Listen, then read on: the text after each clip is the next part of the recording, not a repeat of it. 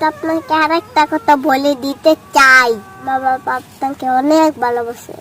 আপনার উপর আমার বাবার কোনো রাগ নেই।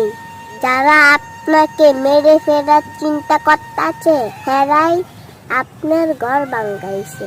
আপনি বুঝতে পারতেছেন না। আপনার সময় হলে আপনি সব বুঝতে পারবেন, কিন্তু আপনার চতুর্পাশে কেউ থাকবে না। স্বামী সারা পৃথিবীতে কেউ আপন নয়। আপনার ঘরের মানুষ আপনার অনেক আপন, তাই না? তাহলে আপনাকে 2 মাস ঘরে বসাইয়া খাওয়াইতো, তাহলে বুঝতাম তারাই আপনার আপন। তাহলে এখন আপনি গার্মেন্টসে কাজ করেন কেন?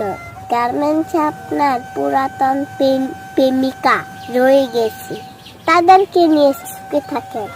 আর কখনোই আমাদের কথা ভাববেন না। আর আপনি কি ভাবতেছেন আমার বাবা আমাকে শিখিয়ে দিচ্ছে? কখনোই না। আমি এখন সব বুঝি।